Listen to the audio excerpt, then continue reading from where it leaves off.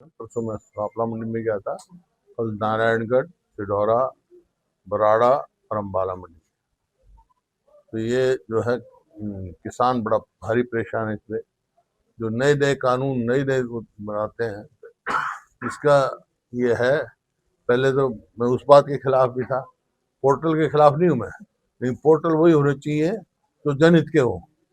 अब मेरी फसल मेरा ब्यौरा, पहले वहां करवाओ रजिस्ट्रेशन, फिर पटवारी से वेरिफिकेशन कराओ, फिर गेट पास बनाओ, फिर बायोमेट्रिक कराओ, फिर फेशियल फोटो लो। मतलब इतनी वो कर रखी है किसान के लिए। जैसे कोई आदमी पुलिस स्टेशन में जाता है, उसकी वही होती है, बायोमेट्रिक होती है, आई होती है। वो थोड़ा है। किसान को सम्मान देना चाहिए। जो इतनी रात मेहनत करता है उसको अपमान, मैं समझता हूँ अपमानित महसूस कर रहा है किसान की बात से। अभी एक आदमी मिला, वो बोला 1 हफ्ते से मेरा पोर्टल ही नहीं चल रहा, पोर्टल नहीं चल रहा। अभी 95 सरदार जी मिले, वो कहते हमारे 95 किसानों की धान की पेमेंट नहीं हुई। और जो 1 तारीख से खरीद शुरू होनी चाहिए, वो हुई नहीं। 1 तारीख खरीद हो जाती तो ये गांव है अपना, यहाँ पे बारिश की वजह से फसल बर्बाद होगी बिल्कुल। ओले पड़े गिरदारपुर, औरा, दबखेड़ा, सोटी, बोई सोटी, बीर सोटी, हरिपुर, खैरा, इन गाँव में। तो मेरा ये है, सरकार से पहले भी मैंने कहा है, भाई असेस करना चाहिए कितना नुकसान हुआ किसान का, उसको कंपनसेशन देने की बात करनी चाहिए। ये नहीं अगर बारिश से 2 मन या 2 क्विंटल अनाज बढ़ जाता है, ऐसे बयान आने से लोगों को वो होता है। तो इनको असेस करके कंपनसेशन देना चाहिए। पंजाब सरकार भी असेसमेंट करा रही है नुकसान के, ताकि उनको किसान को कंपनसेट किया जाए। और जो अब नुकसान हुआ है उसमें बोनस देना चाहिए सरकार को अपनी तरफ से। हरियाणा सरकार को देना चाहिए, केंद्र सरकार ने गेहूं पर। और ये जो है अड़ंगे लगाए हुए हैं, इनको तुरंत हटा देना चाहिए। बायोमेट्रिक तो बिल्कुल ही ऐसी बात है, उसको बायोमेट्रिक को तुरंत हटा देना चाहिए आज। क्योंकि 27,000 क्विंटल, जब मैं यही मंडी की बताओ ना, 27,000 क्विंटल आवक हो चुकी। लिफ्टिंग कुल 160 की है, कितने की बताइए? 630 क्विंटल की। और वो उनकी भी पेमेंट नहीं मिली अभी किसान को, जो कि इनका वायदा है कि 48 घंटे के अंदर अंदर किसान को पेमेंट मिलेगी, उनको तो हफ्ते से भी ज्यादा पेमेंट नहीं मिली। तो ये परिस्थिति है। ये पता नहीं सरकार सो रही है या एक और घोटाले का नाम देने जा रहे हैं। जैसे जैसे धान घोटाला हुआ, आलू का यहाँ कितना भारी घोटाला हुआ, 50 पैसे किलो आलू बेचना पड़ा किसान को, और बाहर क्या भाव था। तो इस प्रकार से किसान अब मजबूर हो गए, बाहर सस्ता बेच देगा और बाद में एमएसपी दे जाएंगे, बीच में घोटाला हो जाएगा। तो ऐसी बात है। जैसे बारिश ज्यादा हुई है, हाँ, ज्यादा हो गया, उसमें सेंट्रल गवर्नमेंट को क्या डिमांड करेंगे आप?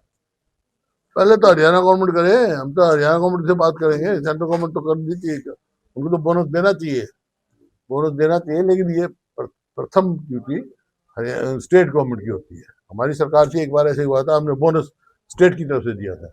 इनको तुरंत करना चाहिए, एसेस करना चाहिए, कंपनसेट करना चाहिए। क्योंकि प्रधानमंत्री फसल बीमा योजना तो विफल है, वो तो सिर्फ कंपनियों को मुनाफा कमाने की है। आप देख लो उनका हिसाब, 2,000 करोड़ से ज्यादा मुनाफा कमाया उन्होंने, वहां से तो कुछ मिला नहीं। बूटा साहब, दुष्यंत चौटाला का एक बयान है, वो कह रहे हैं सीबीआई से आपको जो राहत मिली है वो राज्यसभा चुनाव में की गई बेईमानी का उपहार है।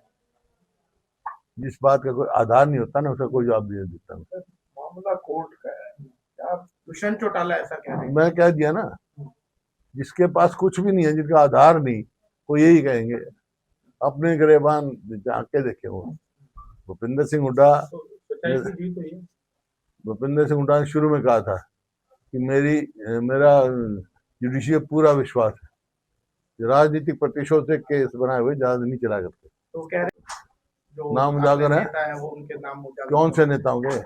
क्रॉस वोटिंग वाले, क्रॉस वोटिंग साहब सारे अखबारों में आ लिया, जो नाम आए हैं वही है अखबारों में। उजागर और कैसे होता है? अखबार आए हुए हैं तो पढ़ता है अखबार।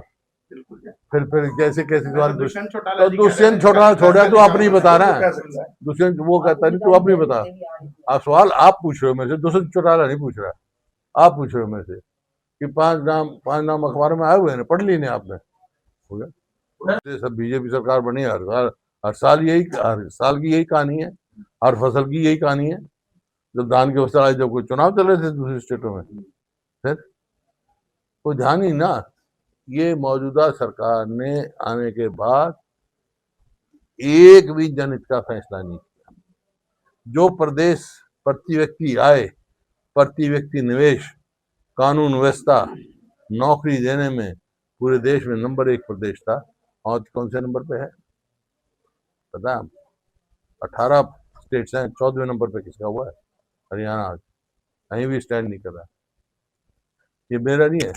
और कानून व्यवस्था आप देख लिया, मैं नहीं कह रहा। ये गृह मंत्रालय जो सोशल प्रोग्रेसिव इंडेक्स है, उसने रिपोर्ट दी है हरियाणा पूरे देश में सबसे ज्यादा असुरक्षित प्रदेश है। ऑर्गेनाइज्ड क्राइम यहाँ काम कर रहे हैं।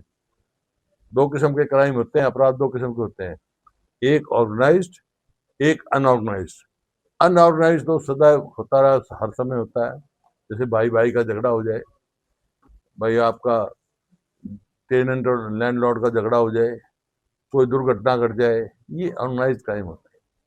ऑर्गेनाइज्ड क्राइम होते हैं जो गैंग करते हैं, धमकी देते हैं, फिरौती मांगते हैं और कहते हैं मैं अपना नाम डिक्लेयर करते हैं, ये फलाने गैंग का काम है। तो आज हरियाणा सबसे ज्यादा ऐसे प्रदेश, 50 से ज्यादा ऑर्गेनाइज्ड गैंग काम कर रहे हैं हरियाणा में। भी उठाया हमने, सभा में ये विधानसभा में उठाया। पहले भी कहते हैं, तो 10 साल भी है? कहते हैं। कुछ दिन पहले अरे पहले करनी चाहिए, जब मैं उठाया। हमारे दबाव में तो कर रहे हैं ये, क्योंकि इतनी लूट, खुली लूट मची है। मानेसर में कर्मचारियों के साथ ये तो दारू, ये सरकार घोटालों से भरी पड़ी है, एक के बाद एक घोटाला। कभी रोडवेज का घोटाला, कभी बैंक का घोटाला। कितने बड़े बैंक के घोटाले निकल रहे हैं, आई सब तक सस्पेंड हो रहे हैं।